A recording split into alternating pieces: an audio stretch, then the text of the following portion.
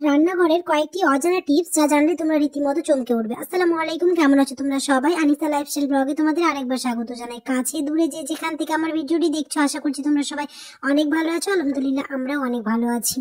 এই টিপসগুলো জানার পরে অবাক হওয়ার সাথে সাথে অনেকটা সময় এবং টাকা দুটোই সাশ্রয় করে নিতে পারবো। তো আমাদের প্রথম টিপস হলো, আমাদের প্রত্যেকের বাড়িতে এখন অনেকগুলো করে টমেটো আনা থাকে, আর এই টমেটো নরম হয়ে যাওয়ার বা পচে যাওয়ার ভয় থাকে। আর পচবে না, তোমরা যদি এই ছোট্ট টিপসটা ফলো করে থাকো তো কিছু নেই, শুধুমাত্র একটা টেপ নিতে হবে, আর এরকম টেপগুলো চারকোনা করে কেটে টমেটোর মুখে লাগিয়ে রাখলে টমেটো অনেকদিন ভালো থাকবে। এই ছোট ছোট টিপস গুলো আমাদের রান্নাঘরের অতি প্রয়োজনীয় টিপস, আর মেয়েরা এই টিপস গুলো ফলো করে অনেকের কাছে প্রশংসার পাত্রী হয়ে উঠতে পারে। এই টিপস গুলো তোমরা অবশ্যই ফলো করে দেখবে, অনেকটাই কাজে আসবে।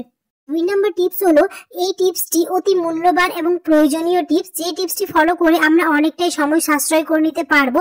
অনেক সময় কর্মব্যস্ততায় দিন কাটে, হাতে বেশি সময় থাকে না। তো এরকম করে আমরা যদি অনেকগুলো লঙ্কা একসাথে করে এরকম রাবার দিয়ে বেঁধে একসাথে কেটে নিই, তাহলে অনেকটাই সময় সাশ্রয় হয়ে যায় আর সময়টাও কম লাগে। আর এরকম করে অনেকগুলো লঙ্কা একসাথে যদি আমরা কেটে একটা এয়ারটাইট বক্সে করে যদি ফ্রিজে রেখে দিই, অনেকদিন সংরক্ষণ করতে পারবো। যখন ইচ্ছে হবে বের করে আমরা কাজে লাগিয়ে নিতে পারবো। এই টিপসটা ছেলে বা মেয়ে উভয়ের জন্য খুবই অতি গুরুত্বপূর্ণ একটি টিপস। 3 নম্বর টিপস হলো, পায়ের গোড়ালি আমরা 90% ছেলে বা মেয়ে উভয়ে এই সমস্যায় ভুগি।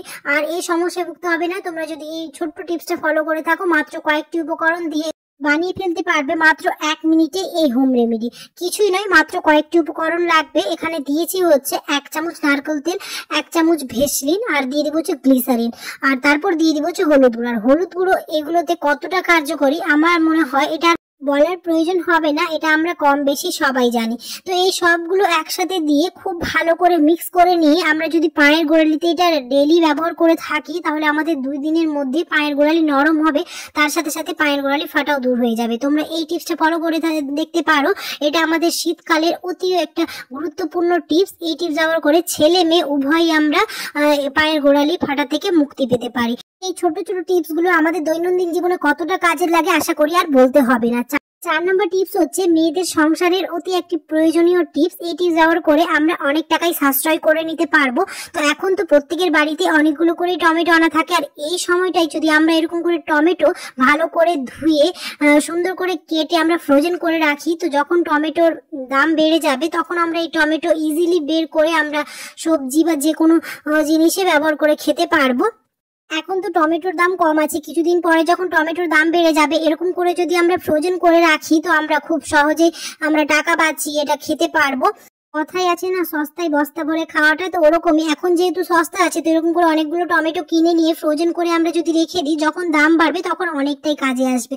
তো এটা মেয়েদের জন্য খুবই একটা ইম্পর্টেন্ট টিপস। আমার মনে হয় এই টিপস ফলো করে মেয়েরা অনেক টাকাই সাশ্রয় করে নিতে পারবে। তো আমি 2 রকম করে কেটেছি, লম্বা লম্বা করে কেটেছি, এগুলো হচ্ছে সবজিতে দেওয়ার জন্য। যে কোনো সবজিতে দেওয়ার জন্য আমি লম্বা লম্বা করে কেটে রেখেছি, দিয়ে এরকম বক্সে করে ফ্রোজেন করে নেবো। আর ছোট ছোট গুলো কেটেছি যে কোনো পাস্তা, ভেজিটেবল, তারপর ফ্রাইড রাইস এগুলোতে দেওয়ার জন্য ছোট ছোট করে কেটেছি। আর এরকম 1 টাইম বক্সে করে রেখে একটুখানি সর্ষের তেল দিয়ে রেখে দেবো, কারণ এটা যদি আমরা ফ্রোজেন করে রাখি খুব সহজে বরফটা তাহলে গলে যাবে, তার জন্য একটুখানি সর্ষের তেল দিয়ে দিয়েছি। আশা করছি আমার আজকের টিপস ভিডিওগুলো তোমাদের অনেকটাই কাজে আসবে এবং অনেকটা উপকারী হবে, তার জন্য আমি তোমাদের সাথে শেয়ার করেছি।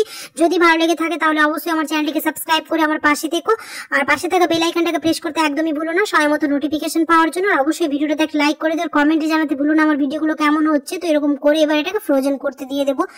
5 নম্বর টিপস হলো, যেটা আমরা কম বেশি সবাই জানি, যারা জানো না তাদের জন্য শেয়ার করেছি। বিরিয়ানি বা ফ্রাইড রাইস রান্না করার সময় রাইসটা ঝরঝরে হয় না, তার জন্য একটুখানি ভিনিগার দিয়ে যদি আমরা এটাকে সেদ্ধ করে নিই, তো খুবই ঝরঝরে হয় এবং সাদাও হয়। দেখতে পাচ্ছ কতটা ঝরঝরে হয়েছে। এই টিপসটা মেয়েদের জন্য খুবই উপকারী টিপস, কারণ বিরিয়ানি তো আমরা প্রায় বাড়িতে রান্না করে। 6 নম্বর টিপস হলো, আমাদের অনেক সময় দাঁত হলুদ হয়ে যায়, দাঁতে যন্ত্রণা হয়। তোমরা এই হোম রেমেডিটা ব্যবহার করে দেখবে, অনেকটাই ভালো রেজাল্ট পাবে। কিছুই নয়, মাত্র কয়েকটি উপকরণ লাগবে, আর সপ্তাহে 2 দিন এটা ব্যবহার করলে অনেকটাই বেটার রেজাল্ট পাওয়া যায়। তো এখানে নিয়েছি হচ্ছে 1 চামচ নারকেল তেল, 1 চামচ বেকিং সোডা, 1 চামচ হলুদ গুঁড়ো, আর একটুখানি পাতিলেবু রস, আর দিয়ে দিব হচ্ছে যে কোনো টুথপেস্ট। দিয়ে সবকিছু ভালো করে মিশিয়ে নিয়ে সপ্তাহে 2 দিন ব্যবহার করলে এটা আমরা খুবই ভালো রেজাল্ট পাবো। আশা করছি আমার আজকের টিপস ভিডিও তোমাদের ভালো লেগেছে। এরকম নতুন নতুন টিপস ভিডিও পেতে অবশ্যই আমার চ্যানেলটিকে সাবস্ক্রাইব করে আমার পাশে থেকো, আর অবশ্যই ভালোবাসা দিও। দেখা হবে খুব তাড়াতাড়ি পরে একটা নতুন টিপস ভিডিওতে। সবাই খুব ভালো থাকবে, সুস্থ থাকবে, সাবধানে থাকবে। আল্লাহ হাফিজ।